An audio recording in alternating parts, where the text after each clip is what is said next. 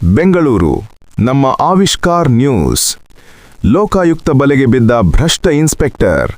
4 ಲಕ್ಷ ಲಂಚ ಪಡೆಯುವಾಗ red hand ಆಗಿ ಸಿಕ್ಕಿಬಿದ್ದ KP Agrahara police inspector Govindaraju ಅವರು ಈಗ ಲೋಕಾಯುಕ್ತರ ಅತಿಥಿಯಾಗಿದ್ದಾರೆ.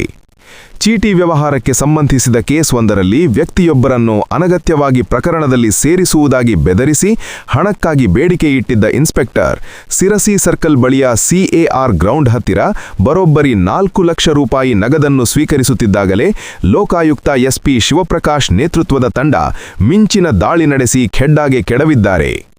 ತನಿಖೆ ವೇಳೆ ಲಂಚದ ಹಣದೊಂದಿಗೆ ರೆಡ್ ಹ್ಯಾಂಡ್ ಆಗಿ ಸಿಕ್ಕಿಬಿದ್ದಿರುವ ಅಧಿಕಾರಿಯನ್ನು ವಶಕ್ಕೆ ಪಡೆಯಲಾಗಿದ್ದು, ಭ್ರಷ್ಟಾಚಾರ ನಿಯಂತ್ರಣ ಕಾಯ್ದೆಯಡಿ ಪ್ರಕರಣ ದಾಖಲಿಸಿಕೊಳ್ಳಲಾಗಿದೆ. ಸಾರ್ವಜನಿಕ ಸೇವೆಯಲ್ಲಿದ್ದುಕೊಂಡು ಅಧಿಕಾರ ದುರ್ಬಳಕೆ ಮಾಡಿಕೊಂಡು ಹಣಕ್ಕೆ ಡಿಮ್ಯಾಂಡ್ ಮಾಡಿದ್ದ ಈ ಅಧಿಕಾರಿಯ ಕೃತ್ಯ ಈಗ ಪೊಲೀಸ್ ಇಲಾಖೆಗೆ ಮುಜುಗರ ತಂದಿಟ್ಟಿದೆ. ಇಂತಹ ಭ್ರಷ್ಟ ಅಧಿಕಾರಿಗಳ ವಿರುದ್ಧ ಲೋಕಾಯುಕ್ತ ಪೊಲೀಸರು ನಡೆಸುತ್ತಿರುವ ಈ ಕಾರ್ಯಾಚರಣೆಗೆ ಸಾರ್ವಜನಿಕ ವಲಯದಲ್ಲಿ ವ್ಯಾಪಕ ಬೆಂಬಲ ಮತ್ತು ಮೆಚ್ಚುಗೆ ವ್ಯಕ್ತವಾಗುತ್ತಿದೆ. ಇನ್ನು ಮುಂದೆ ಯಾವುದೇ ಇಲಾಖೆಯಲ್ಲಿ ಲಂಚಕ್ಕೆ ಬೇಡಿಕೆ ಇಟ್ಟರೆ ಸಾರ್ವಜನಿಕರು ಧೈರ್ಯವಾಗಿ ಲೋಕಾಯುಕ್ತಕ್ಕೆ ದೂರು ನೀಡಬೇಕೆಂದು ಈ ಮೂಲಕ ಮತ್ತೊಮ್ಮೆ ಸಾಬೀತಾಗಿದೆ.